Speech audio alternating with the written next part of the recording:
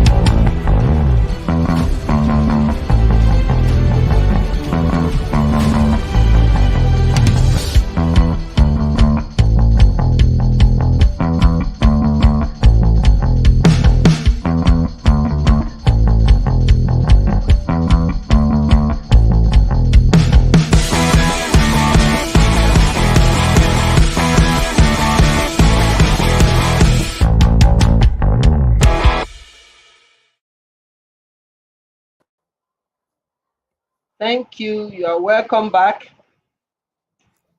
Our guest is already with us in the house, as I said earlier, and she's not a stranger to us on this show. She has obliged us in the past and she's still obliging us now. And I hope in the future she'll continue to oblige us. So, our special guest for today's show is none other than Damilola Ojo. Damilola is an executive director, TCK Zone. She is an IT specialist and a business leader. And that makes her the right person to be looking at this for us. Damilola, you are welcome once again to Connect with Comfort Show. We thank you for obliging us yet again. You are most Thank welcome. you. Thank you so much. It's a pleasure. It's always a pleasure to be here. Thank you. Now, looking at this very important topic, let's take it from the economic impact and relevance to us, both as individual and business, our business owners, to help us to understand the difference of what we're talking about from what we used to know. I would ask this question: how do digital payment systems compare to traditional cash-based systems in terms of cost efficiency and economic resilience? Okay.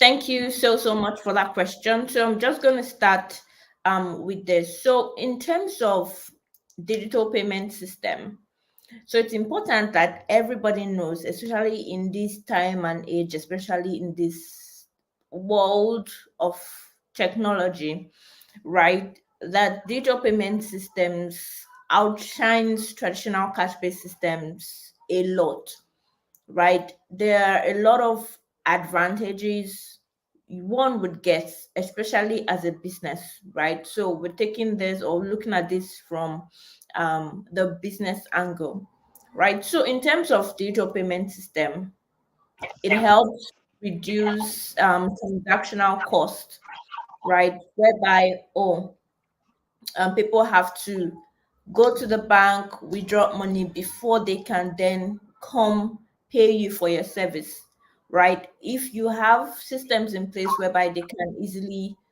either make a transfer or use the the POS machine to make their payment, right? Those transactional costs will be reduced. And also when it comes to transparency, right?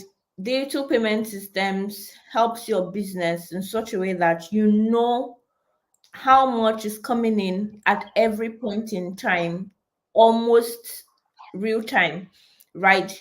For instance, you might not be in the store or in the office that particular day, but you can track every payment coming in. And once this happens, it helps to minimize the risks of thefts, right? We all have a lot of business owners complaining, oh, my people are always stealing my money. I don't know, they made so sale, but they can't document for it. So all of those things will be reduced.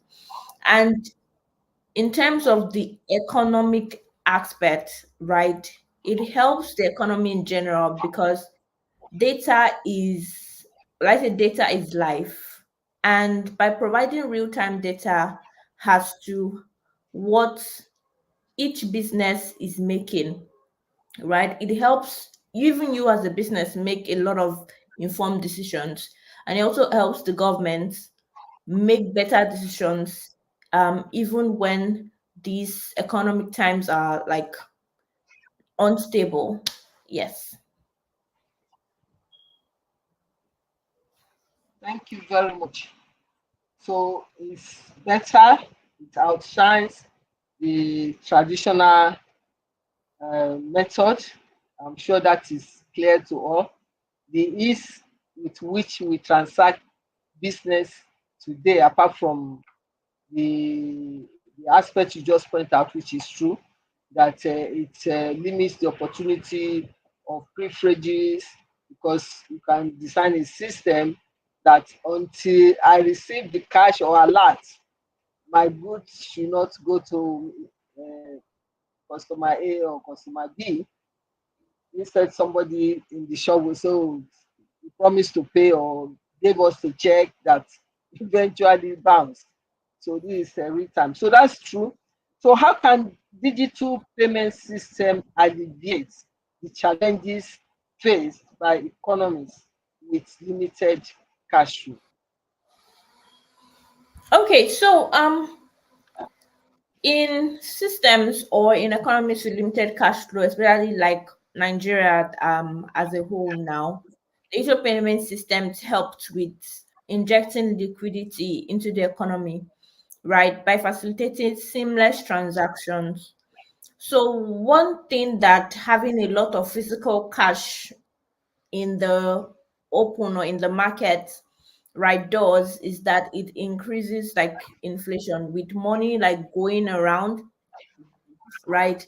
It increases inflation. So what digital payment systems does, it helps business to continue operations even when like there are cash constraints.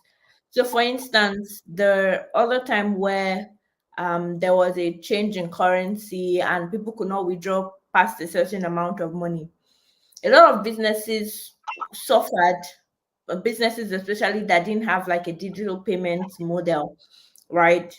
Because they're like, hey, oh, we can't get enough cash to pay for your service. So unless you can transfer to you, or unless there are other payment systems, we will not be able to buy from you or use your service. So every business should actually have a sort of system so that they can keep operations even when there is a cash constraint in the economy, and that way the economy engine would keep running smoothly and no business would be left out of place. Thank you very much. I guess that can also be seen in the light of potential economic benefits of adopting this digital payment, because the business is ongoing. There's no stoppage because of cash flow and Yes. being cash strapped. So that's a good one. Now, when we look at infrastructure and accessibility, what role would you say mobile payment platform play in enhancing financial inclusion in cash-strapped economy? Okay. In terms of how mobile payment platforms, like what role do they play? Um, they demonstrate some sort of, let's say, financial um, accessibility, right? So we have a lot of, let's say, platforms that work on the laptop or like other devices, but now we're talking about like the mobile payment platform, because majority of people, or let me say a lot of people, right, have a mobile phone at least, right? It might not be a smartphone, but even if they have the other one, right, that's the feature phone, they still have a mobile phone. So if there are different services, for instance, the star something something something that you can easily dial on your phone to access financial services, it actually helps even those in the rural areas, those who are unbanked. It helps them to facilitate payments in their different areas, right? So if they want to save, if they want to credit or pay for something, if they want to invest, right? These mobile payment platforms actually help include all those people that have been excluded, right, from let's say the financial system. It helps include them even better. Thank you very much. One example readily comes to mind when we are talking of this mobile payment platform that helps business to continuity of business and sustainability of the same. Just last week, I was trying to get something. You know, while you are in the traffic in Lagos, you can. Somebody said you can virtually you can buy virtually buy anything.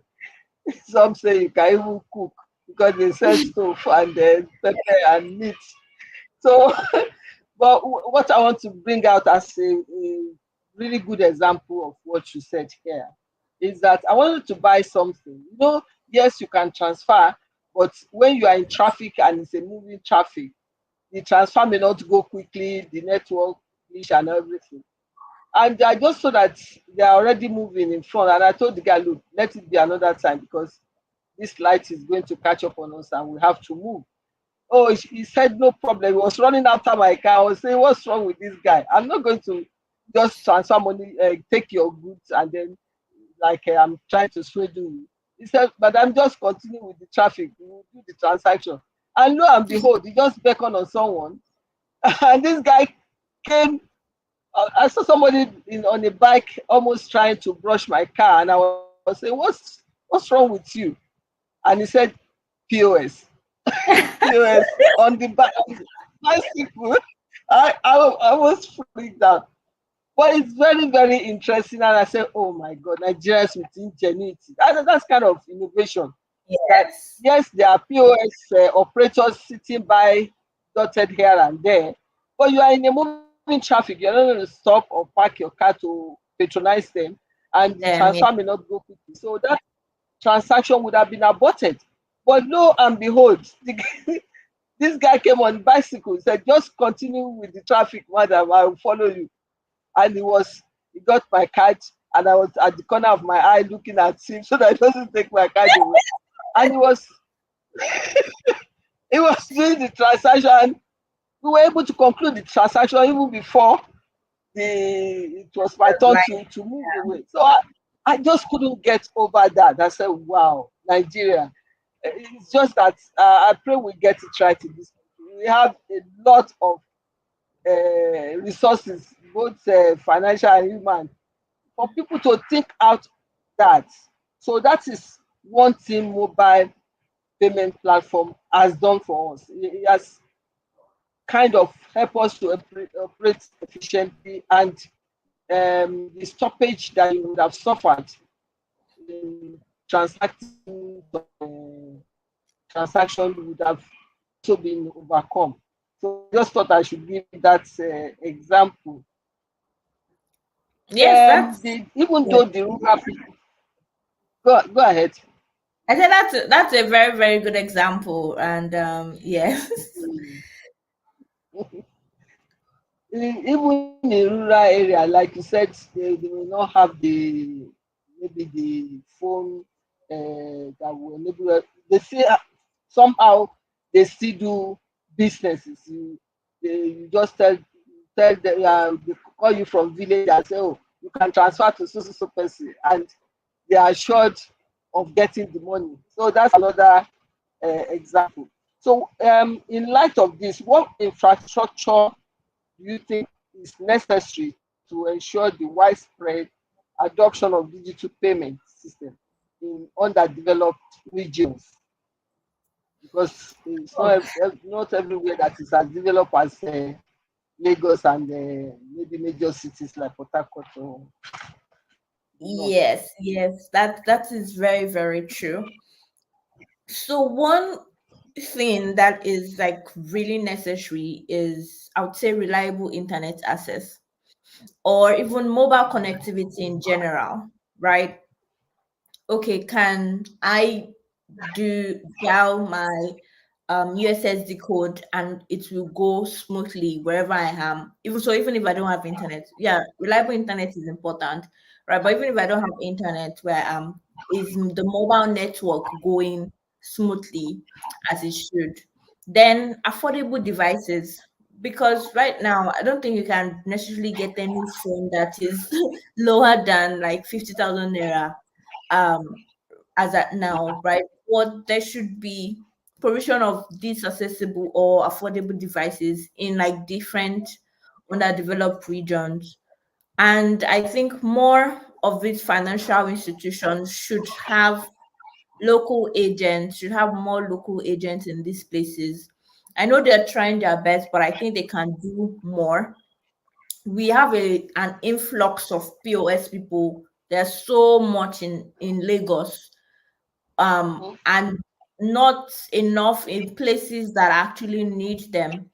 So let's have more people like that in the underdeveloped regions, in the villages, in the local communities, right?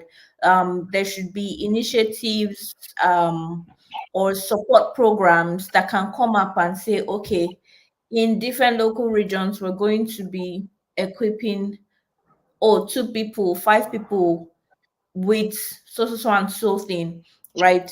That can enable people within this community to get access to these digital payment systems that we're talking about. Right? I think when once we start from that, gradually, we would get to a point where everybody has now adopted the digital payment system. But it has to start at some point. Thank you very much. You are very right, but with businesses, you need to balance the economic sentiment as well. The people are more in Lagos because there's a lot of transaction going on from which they can make their own mark. If you have to relocate a POS operator to a rural area that maybe once or twice in a day you get customer, what are you going to do on? So, but beyond that, since we are talking of infrastructure, I think maybe the operators also need to look, not those operating POS. I mean, like the telecom people need to think out of the box with the peculiarity that we have, for instance, in our own client, that some places do not have lights days on end. And if you do not have lights, even if your children manage to buy you phone and you are not able to charge that phone, to make it work will be almost impossible. So maybe they have to start thinking out of the box. How are they going to have some equipment or infrastructure that will cater for rural area? I think it's high time to start thinking of that, because there was a time when um, this light issue became daunting. People are Mm. getting around it. There's one they call OGT NEPA. The first time I heard that terms, I was I was so amazed. And then the reason why it is like that is because they have this rechargeable kind of thing that they're using. So in similar vein, what I'm trying to say, apart from the gadget itself, what makes it going, and you touched on one important area, which is the internet. Even we in the city suffer it a lot. Talk less of the areas that perhaps it's not a normal day thing, normal routine for them. So how best can this system work in areas such as that?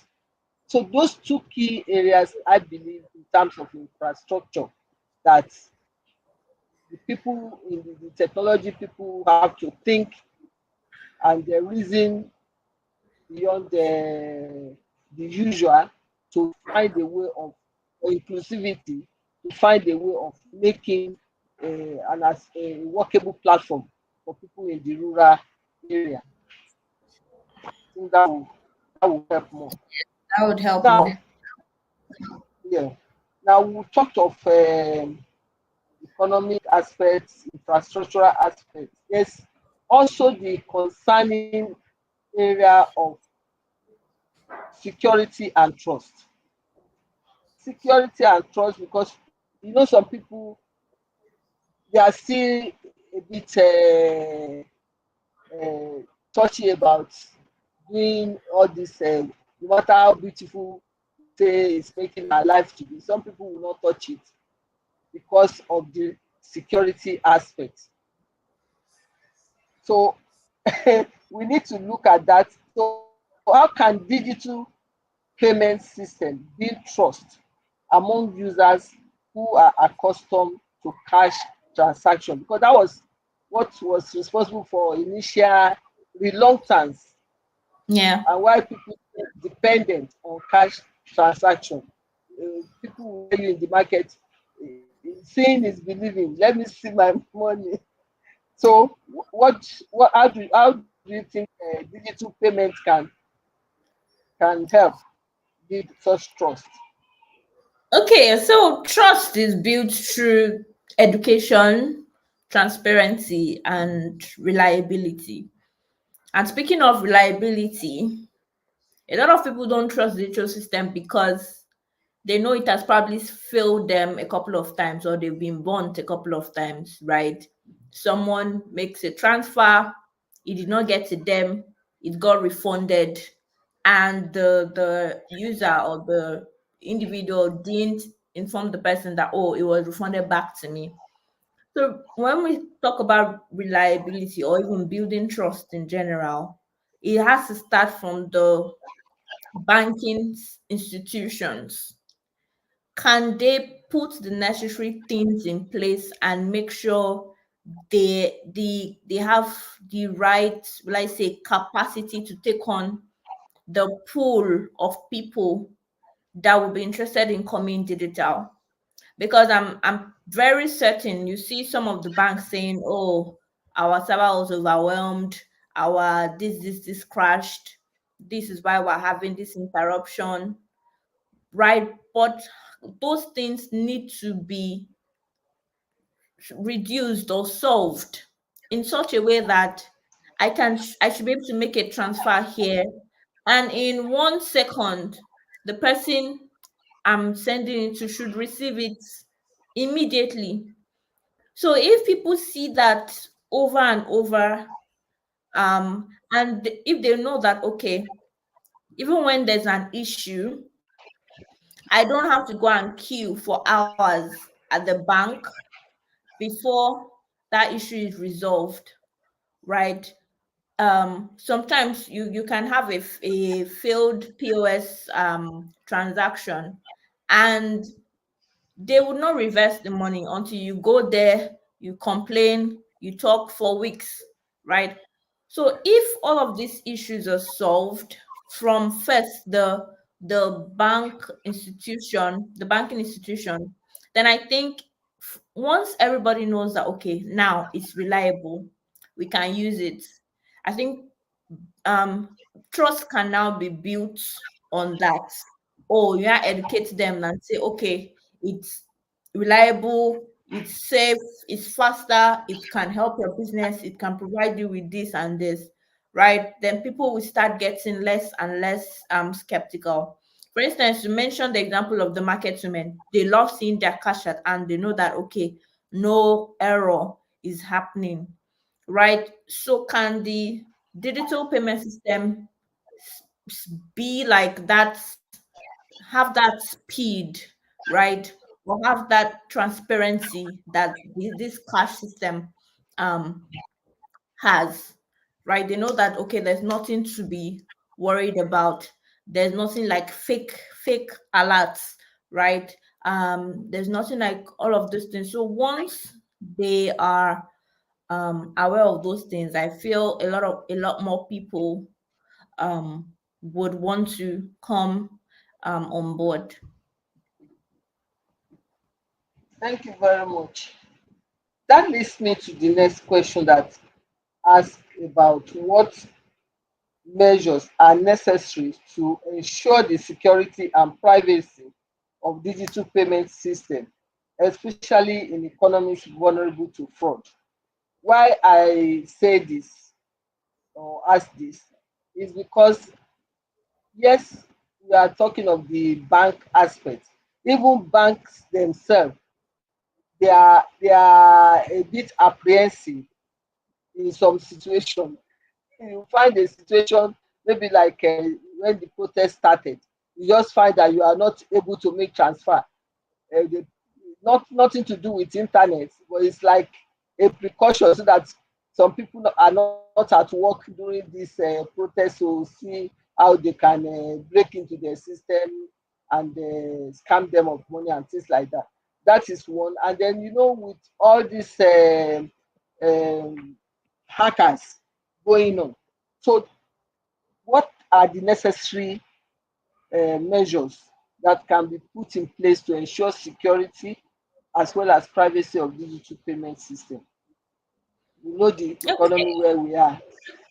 Yes, yes. I think for so let me start from the banking industry. I think one major thing is the same way they are investing in maybe software developers or software engineers or financial accounting person, they need to invest in a cyber security person or set of people or team, right? I think it's just now most Nigeria companies are trying to incorporate or even think about hiring a cybersecurity expert. But it's actually very crucial to have someone like that. So that person can look through your entire system end to end and create mitigating measures. For instance, encryption. Okay, how can you encrypt your service in such a way that a third party cannot access it? Okay, multiple factor authentication. Okay, are there ways in which you can set up different authentication steps? So, for instance, if my phone gets stolen, no one should be able to access my bank account. So even if I don't block it, or even if I don't report it stolen, no one should actually be able to access my bank account or use my credit card if there are multiple factor authentication put in place, right? So our economy is actually vulnerable to fraud, right? So there is also a need to educate users, right? Even something as simple as WhatsApp chat. A lot of people still don't know how to protect their WhatsApp chat. A lot of people still don't know that, okay, if someone calls you and requests for OTP code, you shouldn't give those, um, provide them access to OTP code. A lot of people don't know that, okay, if someone calls you to ask for money, pretending that someone is injured, right? You should confirm from someone else before making that transaction, right? So education is also important, right? The first thing I mentioned is hiring the right set of people, that is cybersecurity experts, so they can look at things like encryption, multi-factor authentication. And the next thing I mentioned is educating the users, right? The general public. A lot of these market women, like mentioned as an example, is they don't want to come digital because they're afraid. They've heard a lot of stories, and yes, they're afraid of, okay, what if something happens? I no longer have access to my money. So what happens to my business or my sales, right? So all of these things need to be put in place. Okay, well said. That is the bank, the side of the bank, and then companies and perhaps some individual, high net worth individual. What do we say about government side? In that, how can regulatory framework support the safe adoption of digital payment system? Okay. That's a good one. Yes, so it's important to know that if a lot of businesses go digital, it's going to help the government in different ways, because yes, they would have data in terms of, okay, what is an average SME making um monthly, or my 12 market, for instance, or eco market, for instance, how much is being made on a daily basis. So honestly, millions are being made in those markets, but nobody actually knows the exact figures because a lot of those things are done with cash, right? But if all of these things uh, are put in place, right, it's going to help the government in a lot of ways. So the government needs to incentivize businesses to adopt the digital payment method through maybe giving them some tax benefits. Or for instance, if you use a digital payment method, you get social subsidy on your tax, or you get social subsidy on maybe your signage, or maybe any levy or fee you're supposed to pay, right? Once those incentives are put in place, right, people might want to come to the digital payment systems, right? Also, we need to government need to put like policies that would give that will make people see the real benefits, right, of actually coming into the digital world or using digital payment method, and make sure that everybody has access to whatever digital service is crucial to them. So the government could also maybe build a portal, right, a one a one of like system portal that like every business can also leverage on, because there's sometimes businesses might think of, okay, do I now need to go and build my own website? Oh, I don't have the resources to build my own website. Oh, I don't have the resources to maybe go and buy my own like ATM machine or something like that, right? So government should provide means of doing these things easily.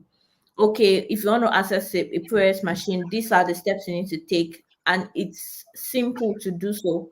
So if all these things are done, I think more people would want to come into the digital payment system. Thank you very much. We will go on a short break and we'll be right back. Please remain connected. Thank you.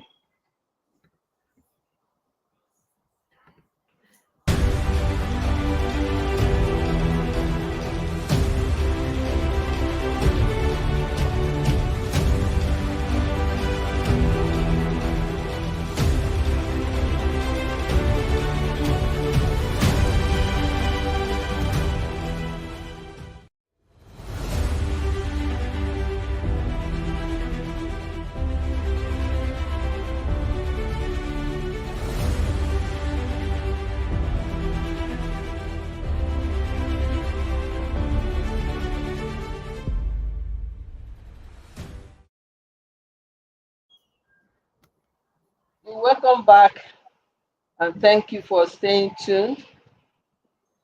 Now, this is important in line with what we said before.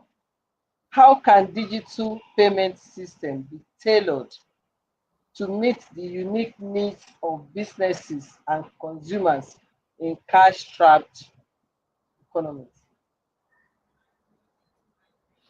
Okay. Yes, so digital systems can actually be adapted or made user friendly based on maybe what your business is doing, right? Um, we can have solutions like offline payment systems, right? How can those things be put in place to help each business, right? Okay, even if I don't have the internet, can I still use digital payment systems? Right. So we need to build solutions in that regard. Then there's also that of localized languages, right? Can we build apps? Can we build systems whereby it's in my local language? Um, and I can fully understand everything I'm seeing there. For instance, if you maybe call the bank or you call their customer care, I think they first of all ask you, okay, what language do you want to hear this in? Right? I think it should be the same in all of our mobile apps. They should have that option.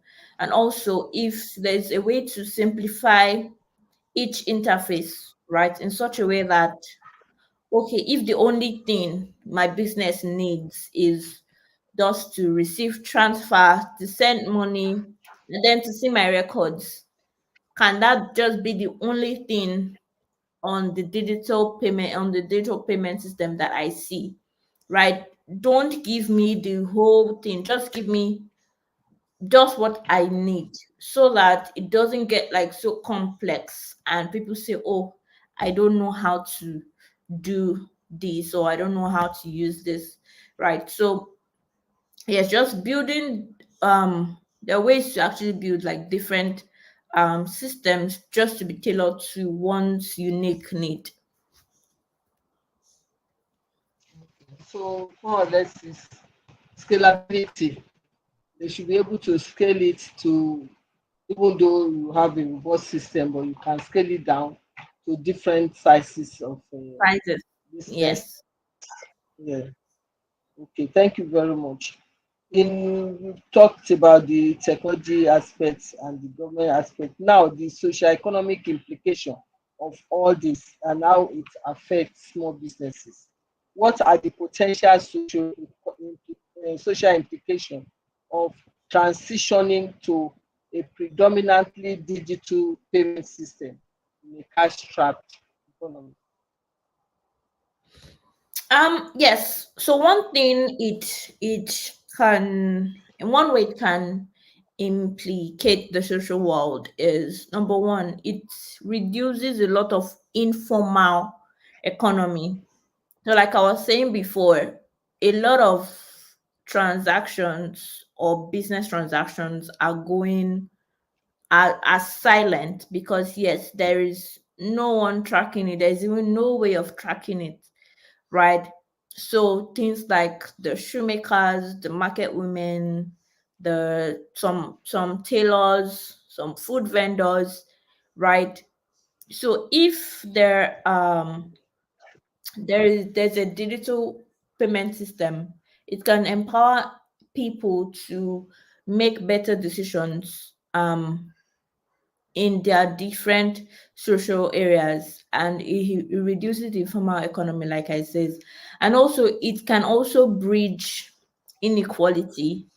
So for instance, oh, you are a market woman selling in the local markets and I am one selling maybe on social media, or sometimes you feel, oh, I'm better than the market woman, whereas the market woman in the local market is actually making way more money than you are, right? So it can reduce any form of inequality if everybody comes to the digital model, and it creates some sort of, let's say, balance, right, in the economy. So balance and ability to track.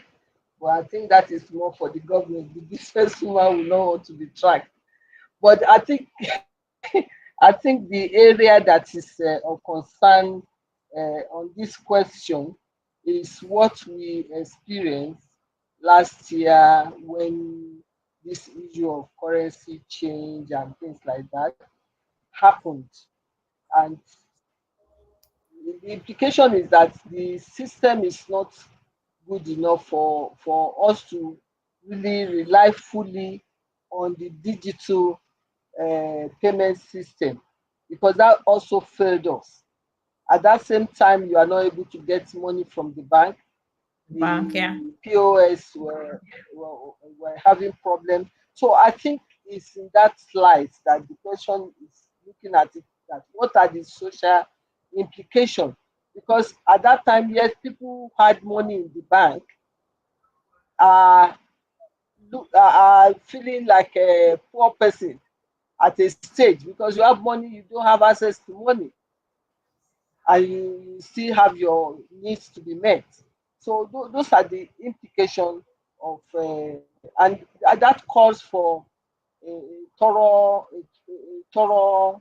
search, both from the regulators and the operators in terms of fintech operators.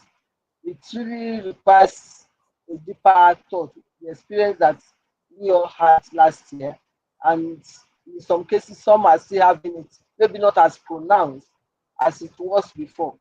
Yes, it's good to have a digital payment system, but that should really be supported with good banking system. System. Definitely should be supported with good. So we've touched on all the aspects, but from your own experience, what would you give as an advice to businesses that are transitioning to fully digital payment system, or those startups that are looking into going digital? What, in your own experience, would be the best advice to assist them? Um, I think one thing I would tell them or I would say to them is embracing like digital system is not just about, oh, I want to follow the buzzword, I want to follow the trend, right? It's also about future proofing your business, right? So if you put these particular things in place right from the foundation, it helps you align your business needs and your customer preference. So once you understand, or once your customers understand that this is how they can easily make payment or access your service, I think they'll be more um, and they're properly educated, right? You would have some more loyal customers in that regard. And also, another advice I would say is yes, you want to go digital, but like we mentioned before, you need to prioritize security, right? And find ways to protect your business and also protect your customers. And even if there are issues or errors at any point, you need to um, try to resolve it with your customers. So you will see some supermarkets, for instance. Yes. So in as much as though the POS transaction decline, a lot of them will just tell you like almost immediately, oh, go and meet your bank. Like there's nothing we can do about it. But there are ways or there are better ways of resolving things like that in terms of like giving a better customer experience. Yes, the issue is coming from the bank. Okay, how can you um help them understand, okay, these are the steps I need to take, right? In doing this. And I would say if you're putting in a digital payment system, make it as simple as possible. Like I said, if it's just um transfer credits and maybe the data you need, just stick to that alone and don't exaggerate the whole thing. If it's just the POS um machine you did in your stores, yes, just make that available. And also try to communicate with your customers that this payment method you have chosen helps them or benefits them as well before you now go fully into the digital payment systems. Thank you very, very much, Dami.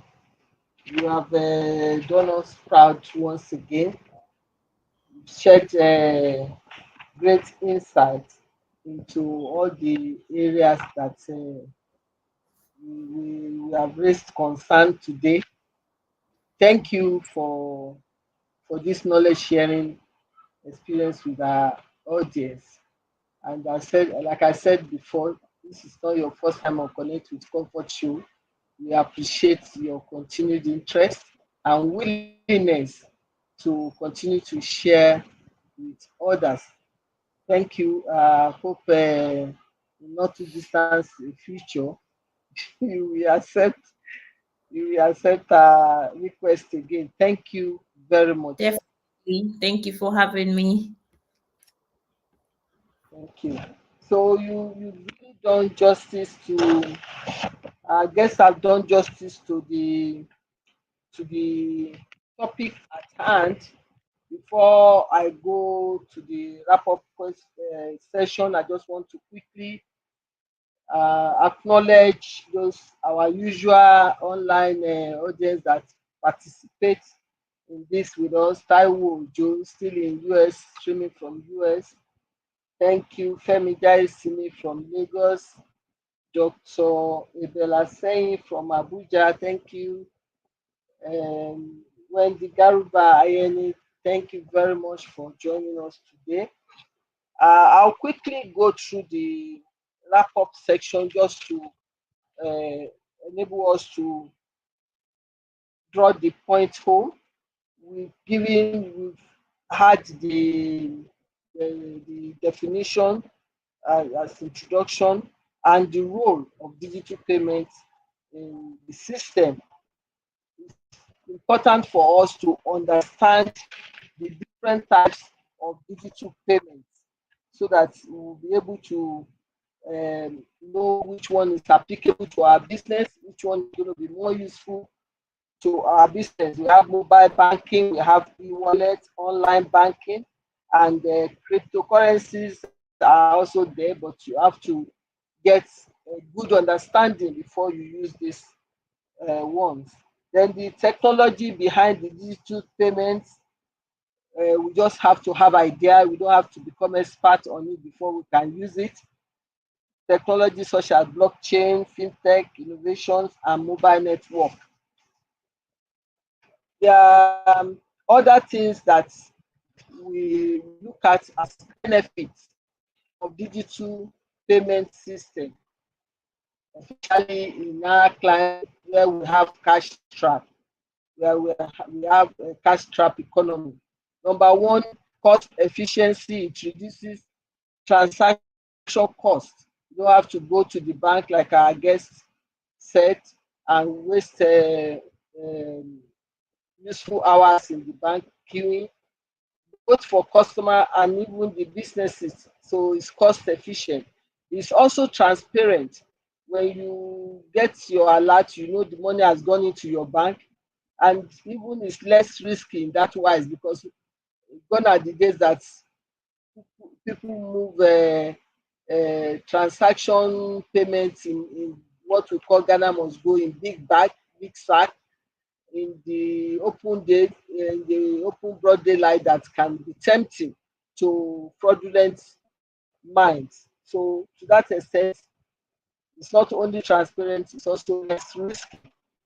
Convenience factor cannot be overemphasized. It's very quick and there's ease of access to funds, especially with these different models that are out there, transfer, POS, and all that. So it's very quick. Then it offers financial inclusion, either to those in the rural area that you have to travel miles to go to the nearest bank formation. That is no longer necessary. They have all these POS operators dotted around them, and they can also uh, participate in this digital payment system. So to that extent, offers financial inclusion. Economic growth, yes, from the various examples that we have given on the show today, we agree that it offers economic growth. Like the example I gave of the guy on the bicycle operating POS that enables the transaction to be concluded, started and concluded in a moving traffic. That transaction would not have happened, and because it happened, it's a business growth opportunity for that particular person that I purchased this thing from. So likewise for other ones too, it's because the ease, flexibility of transaction, which facilitates more businesses to happen, and frequently it offers economic growth. Yes, these are good benefits that we want to enjoy, but we must also be mindful of the challenges and risks. so that we don't lose our money, hard-earned money. We must also be circumspect to make sure that we don't lose our money. The infrastructure issues that we raised before, lack of reliable internet, mobile network in rural areas, and even in some parts of the city, that is also some challenges that we still face. Then security concerns, cyber security threats, and the need for robust data protection. Our guests have told us that we must necessarily factor this in as cost of operation to make sure that we protect our assets and money. Regulatory audits, navigating the regulatory landscape to ensure compliance without stifling innovation is also a challenge that we need to look at. Then digital literacy, government needs to ensure more people get to know about this. They are educated on how to use digital payment system effectively, so that you don't have to be relying on somebody to, oh, please come and help me do this. In the process, they take all your relevant details to defraud you. So we need to have more education about digital literacy. More of this had to be done. Then we operate this with the mind that we choose the right method that is suitable for our system to encourage innovation and also the investment. So it's important for us to factor all this in. As we conclude this session today on harnessing digital payment system in a cash-strapped economy, it's clear that the digital payment landscape is not just convenient, but it's a lifeline in our current economic reality. We have explored the transformative power of these systems. Cash-strapped economy, every naira counts, and digital payment system offers the transparency, like we said, security and scalability that is needed to optimize our financial transactions. So by embracing these technologies, not only bridge the gap between financial service providers and the underserved, but also set the stage for a more inclusive, prosperous future. I hope you have enjoyed today's show. If so, please remember to subscribe to my YouTube channel, Comfort Eyitayo. Once again, turn on the notification button, like and share our videos.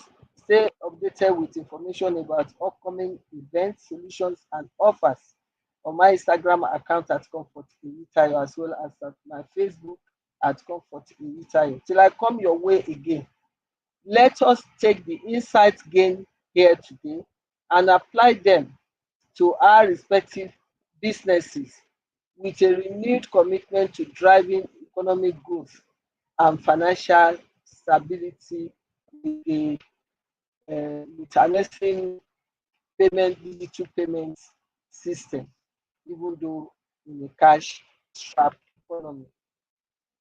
Once again, I appreciate all those of you that have joined. Till we come your way next time. Have a blessed week and thank you. Bye bye.